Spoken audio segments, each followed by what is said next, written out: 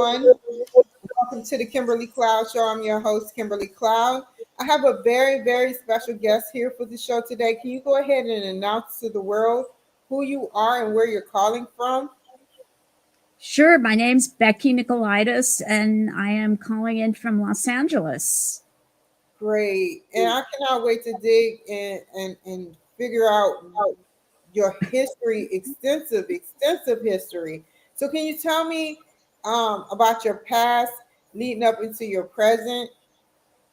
Yeah, for sure. So I grew up in LA in the suburbs. I went to school here for college, and then I went to New York for my grad education. And I lived in different parts of the country for work and that kind of thing.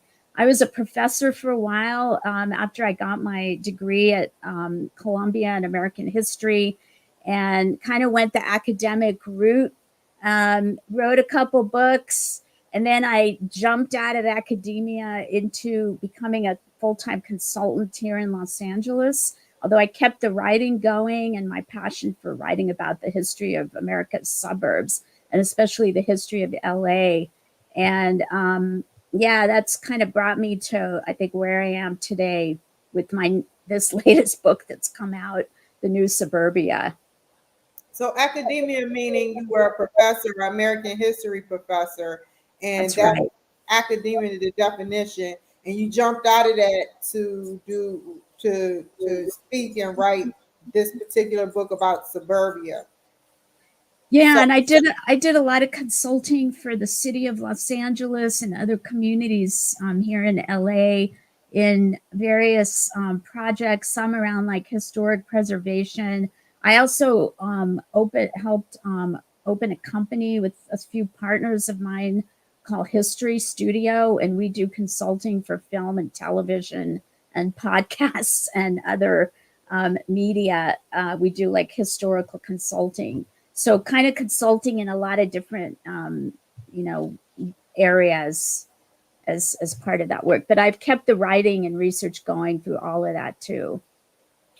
tell me about the North American suburbanization.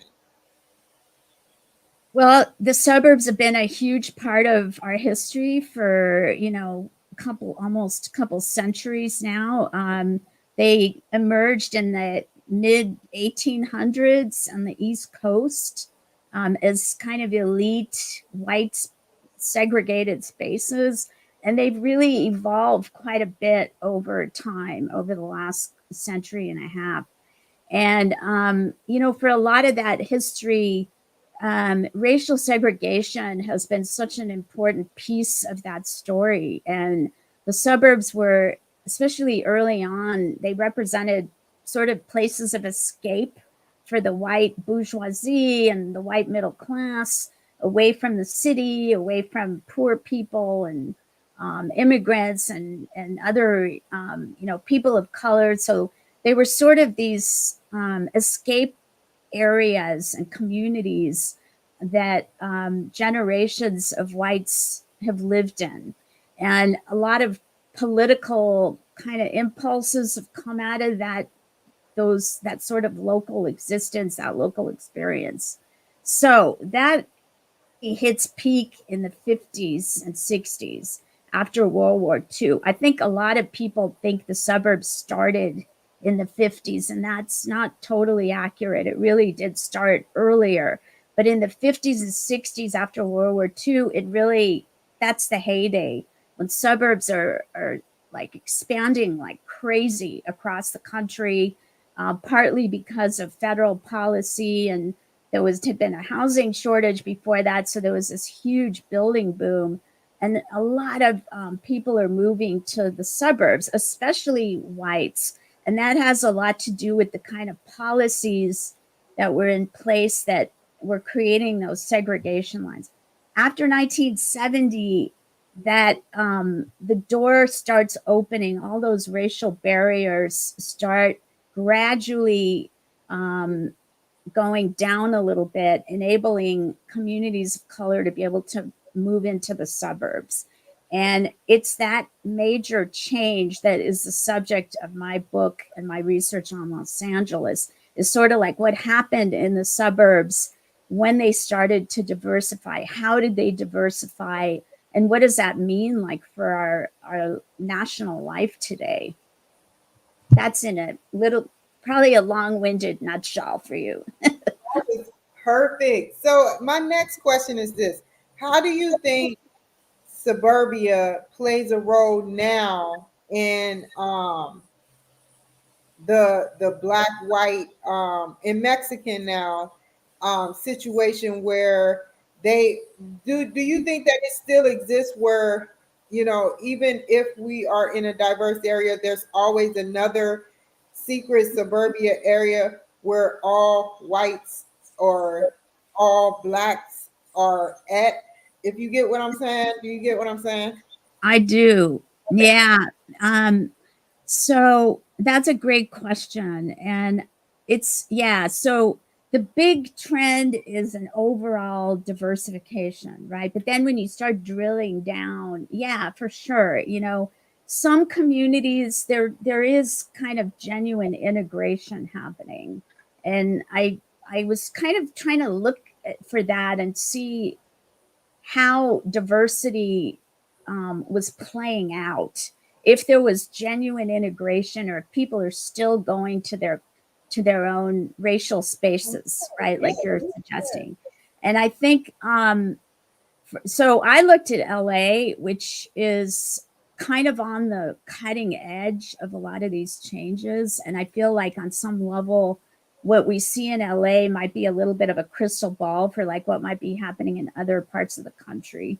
But what I found in LA is it was a mix, Kimberly. I mean, I think there were some communities that were genuinely integrated. I found it in places like Lakewood, a little less so in Pasadena, and in San Marino, which was both white and Chinese American. Now, in other communities, that continued sort of enclave segregation, whatever you want to call it, is persisting. So like there's some other communities that, like, let's say, flipped completely from white to Latino. So they're you know, the whites completely left. This happened in a lot of communities of Southeast LA, like Southgate, Huntington Park, even parts of like South Central LA, where what happened down there is the factories closed in the 80s, the jobs dried up. So a lot of whites left. So you had white flight, and into that void, that economic kind of just, you know, crisis that was happening there, a lot of Latinos moved in. To your question though about the other trend we see is some whites are uncomfortable with these changes, right? So Yeah. they've left, and there's been a trend where they go maybe to the excerpts, which is like those communities way out in the outskirts of a metro area.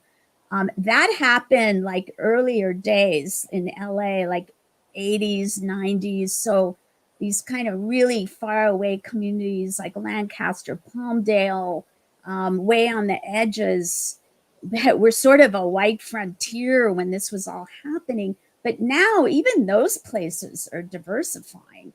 And interestingly, you had some black flight out of certain communities in LA into some of those exurbs as well, into places like Moreno Valley, where, you know, for whatever reason, they were looking maybe for more affordable housing. Maybe they wanted more, you know, kind of black community in their own, sort of having that space as well in their experience, their everyday experience. So I think that there's no real short answer to this. I mean, one of the key takeaways, you know, and I wrote this book and I was asking myself, oh my God, you know, like, what is my overarching argument? And I think the big picture is it's all over the map. Like there are a lot of different experiences that you can find, and to try to find like overarching trends is really hard, because it's sort of showing up in a lot of different ways, the way that life is changing, patterns of settlement, segregation, resegregation, and all of that. You can find all examples of that. And that's what makes suburbia like a really interesting place to look at, because it's kind of reflecting America itself at this point. Wow, I didn't even know that. Tell me about this then. With the great migration going on, with immigrants coming across our borders, and some even been lucky to get Mexican businesses, and businesses versus people like me, it's hard to get businesses. And I've been here for 39 and a half years. And so they may move to suburbia. And what if their intentions aren't good? Because a lot of Caucasian white women have been dying, and a lot of Black women have been dying too that goes to Mexico. I've read the statistics, and a lot of children has been dying. So tell me, where do you think whites or even Black rich people will go if this situation gets like unanswered? So you're sort of asking about if immigration continues, or is that Yeah, the if, question? if going over the border, going across the border causes a lot more dangerous stuff to happen to us Americans. What Where do you see the suburbia moving to? Do you think that they're going to move out of state this time, seeing as though they're flooding our communities like the bad people? Well, I will say this. I believe, so here's a stat for you. There's a lot of immigrants that are living in the suburbs, right? They nowadays, when a lot of immigrants come to the United States, they settle directly in the suburbs rather than earlier they'd settle in the city and then move to the suburbs. Now they're moving straight into suburbia. I think if you look historically, I mean, I feel like, and I am a historian, so that's what I do. I've sort of seen how immigrants have integrated into suburban communities. And so there are some really rich and vibrant ethnoburbs, they're called sometimes, Yes. I, places like Monterey Park in LA, where there's a lot of Chinese businesses and restaurants, and they've actually really invigorated the economy of those communities. yes. And there, a lot of whites have left those communities and have sought out places moving into, Orange County. I'm kind of refracting this through my lens of the Southern California area right now, but we've seen white flight into like Orange County, which that even is transitioning to and diversifying. Wow. So there may, but you do still find those kind of white pockets, and especially in the wealthier communities in places like Orange County that have remained fairly white, probably, on purpose to a degree. But then some are leaving, there's been talk of a lot of people moving out of California, right? Into states like Arizona or Oregon or Washington State, and other states that are, or even the Midwest, which are where these demographic trends are happening maybe slower, but they Yeah. are still happening. So I feel like immigrants have, they've helped build the economy of certain suburbs. There's been a lot of fraught politics, I will say, in the suburbs around immigration. What I found in my research on LA is back in the 80s, when this was all starting to happen for the first time at the level that it was happening, there was a major backlash against immigrants in suburbia. And there were lots of laws passed, kind of to suppress the sort of impact of immigrants on these communities. So laws, let's say, outlining foreign language signage, right, and having English only signage. Laws prohibiting, push cart vendors or day laborers or other kind of practices that, let's say, you know, various immigrants, especially in LA, a lot of Mexican immigrants coming to this metro area. And so there have been efforts to kind of control them in a sense, and to some degree, you know, whites have left those communities, but not altogether.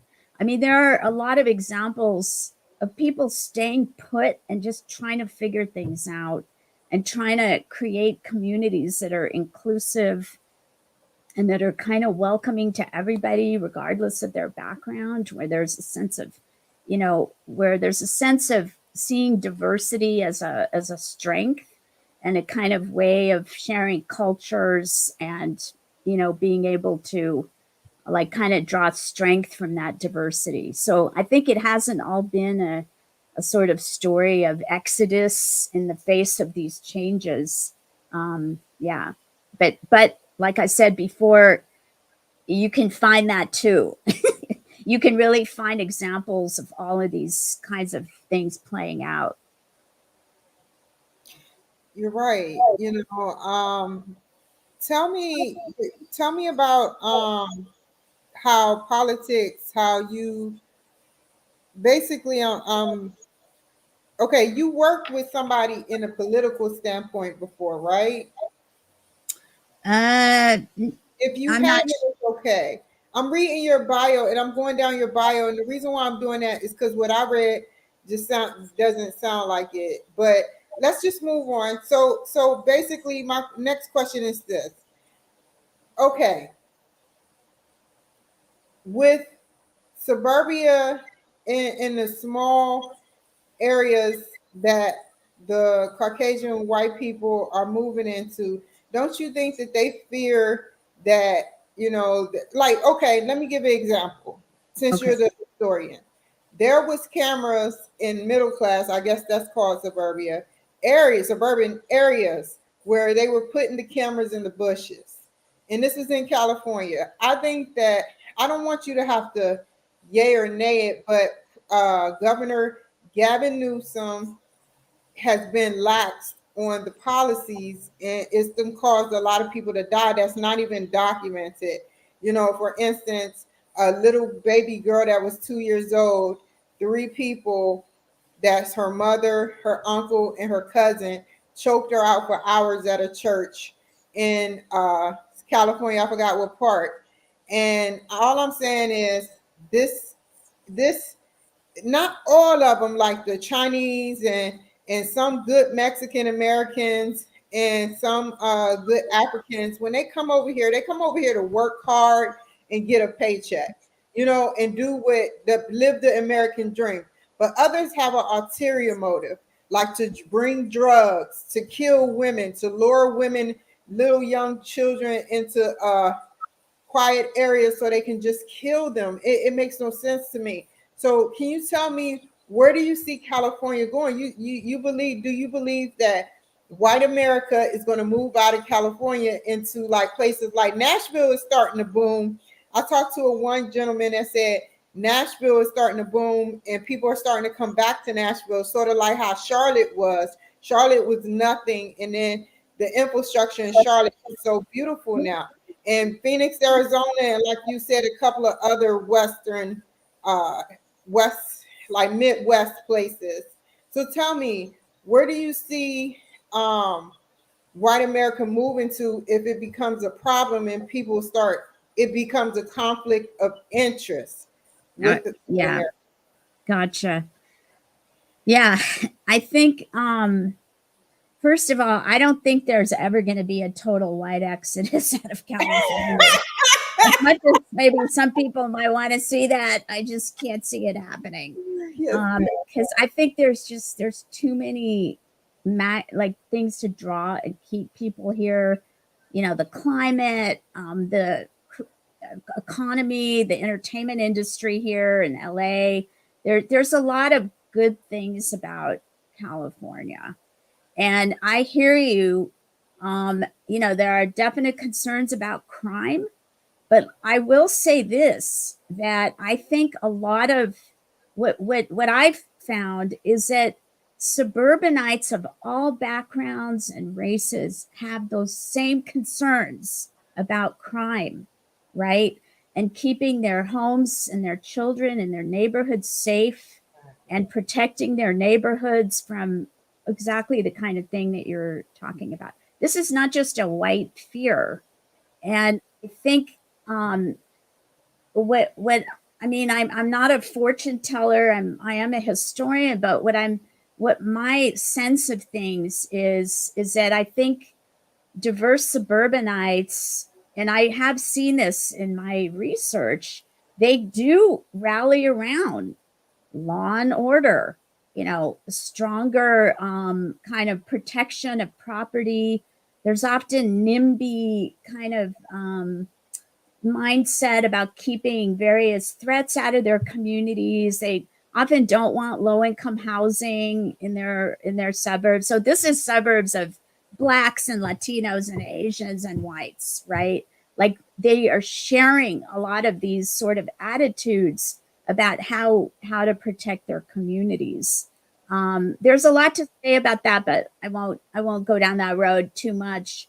But I think the law and order concern is strong. But having said that, there's also, a concern about policing and racialized policing.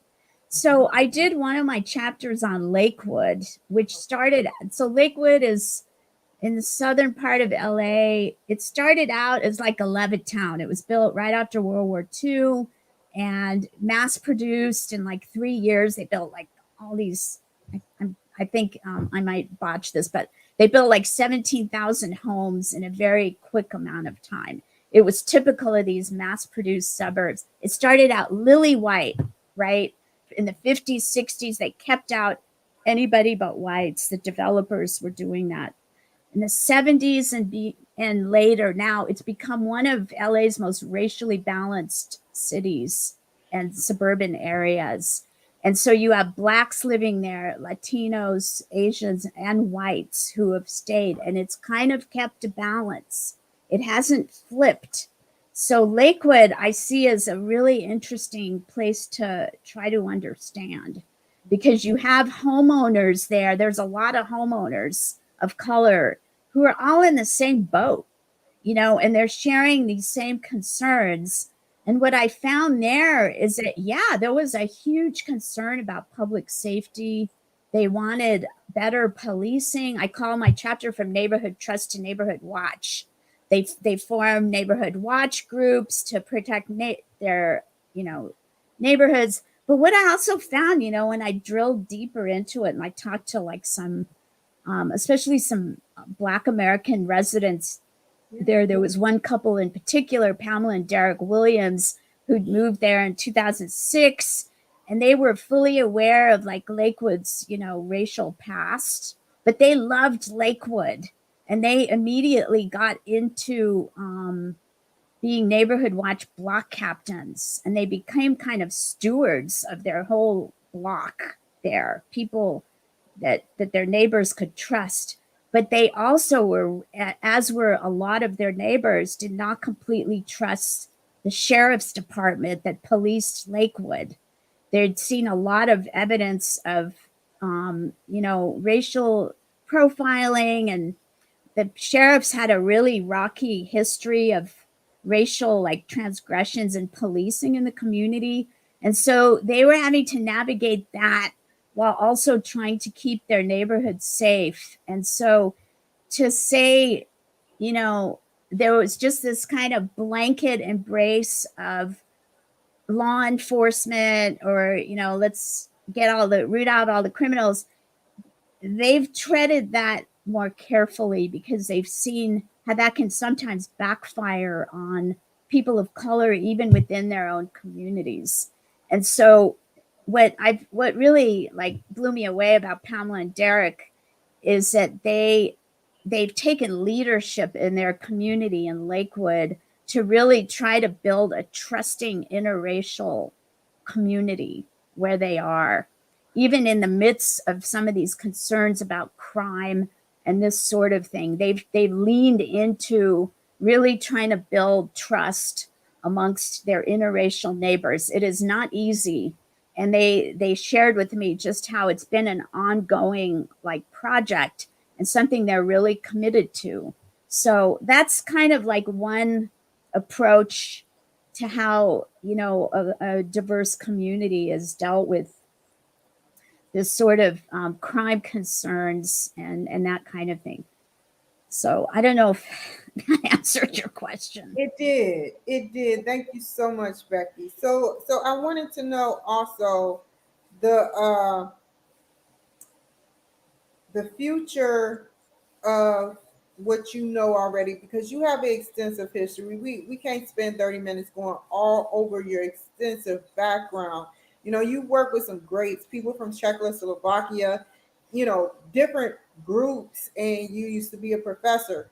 So tell me the future of where you don't have to be an oracle or a psychic medium, but tell me, how do you think, based on common sense, the future is going to go, what for not only your book but Suburbia in a good way? Yeah, thanks for that question. Yeah. Let me just share one stat which I didn't mention earlier. That here's the thing we got to keep in mind. More and more Americans live in the suburbs at every like census measure that they've done. It just, the numbers keep going up. Somehow the proportion of suburbanites in this country keeps going up, even though people talk about, oh, everybody's moving back to the city and all that. The numbers don't show that. In 2020, 54% of Americans lived in the suburbs. 54%, that's more than urban and rural areas combined. That's a majority. That's America's center of gravity, right? And I think if the trend holds and those numbers only increase, we really need to figure out how to live, you know, with social justice and equity in these communities, and how to navigate difference and live together in difference. And there are examples of this from history that we, you know, my book talks a lot about some of those examples. There's plenty of examples where there was a lot of friction and resistance and conflict. No question. I mean, that was true. But there were also cases where people were really trying to figure it out. And I think, and the other thing I'll say, more and more people are living in the suburbs, and there's more diversity in the suburbs nationally. So yes, LA is at the cutting edge, but in 2020, 45% of suburbanites were non-white. That is across the country. So what we see in LA might be at the cutting edge, but this is going to be happening all over the country. And I think it really is so important for communities to be able to work kind of mindfully to create inclusive, welcoming environments for people of all different backgrounds. I mean, one of my hopes for this book is that it builds some empathy, because I tell a lot of stories about Asians or Latinos, Blacks moving into the suburbs and how difficult that was in some cases. And just to, so neighbors can build empathy for what that was like for people maybe who weren't like them. And just to have a kind of raised awareness of the people who live next door to them more and more, I think. And I think, you know, we can look at examples like Pamela and Derek in Lakewood and you know, other suburbs where they formed a human relations committee to really try to work on this issue. I've been working with a couple communities near me here. One that is like was a really rich white suburban community that is now trying to grapple with its history of racial exclusion. And they're talking about how can we bring in affordable housing? How can we kind of undo some of this, some of our own like racist past? Like there are people that care about this, and they are trying to do the right thing now and build more inclusion in their everyday lives, in their neighborhoods. And my hope is my book has examples of that. It's a project I want to keep working on. I'm thinking maybe my next book might be on suburban success stories, of communities that are really making neighborhoods work on multiple levels in terms of inclusivity, in terms of sustainability and climate change, all of it, inclusion on multiple levels, and just a mindfulness of all the challenges that we face as a society, and how the suburbs can kind of work to help fix some of those problems. So I think well said, by the way. But I think that to piggyback off of you, I think that we should sit up there and have a neighborhood where we. I don't know if they do this already, and cut me off or tell me if they do. But like a community where they have to get to know all the neighbors and get a feel of them, whether they like them or not. That's one thing. But if they feel that they're not in that community for the same reasons that they are, then they should have a right to, kind of watch them a little harder, if they're selling drugs or sex trafficking, stuff of that nature. That's how I feel, like, or they should be screened, not to the point where it's a yay or nay whether you can get in or get out the neighborhood, but they should be screened. And I think you're right. The police should, it should be, they should crack down on more police officers, especially in California. With all the crime that goes on in California, whether the suburbs or not, there should be more officers. yeah, and they had those officers need to be more in touch with these neighborhoods, right? So they're not adversaries, but they're like working together. And I hear exactly what you're saying, and um I think on some level, like a group like Neighborhood Watch could almost accomplish maybe what you're saying, where it sort of um, helps create a safe environment where people, and it, I mean, like, for example, that Neighborhood Watch in Lakewood I mentioned, they have barbecues and happy hours and, social things, 4th of July parties, where they really are trying to promote connection, social connection, where people do know each other and neighbors know each other. I think that's really important in our lives these days. And you even think about like elderly people living in their communities, if they're isolated, that's not good or healthy either. So like having that social web, right? The connection is important for a lot of reasons, for some of what you talked about, and there's others too. So I agree that, this is a key part of how we can be more just better people and have better neighborhoods and a better society. I hate to do this. And well said, by the way. I hate to do this, but how can the people reach you, Becky? Dr. Becky. Yeah, people can go to my website, which is beckynicolaides.com, www.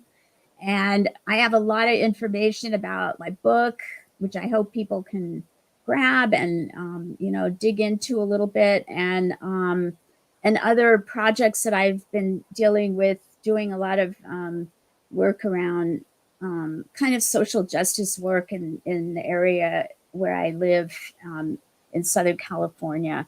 But the website's the best place to start. All of my contact information is there, and I hope to start a newsletter in the near future. And if you're interested in that, people can sign up for that future newsletter on my homepage of my website.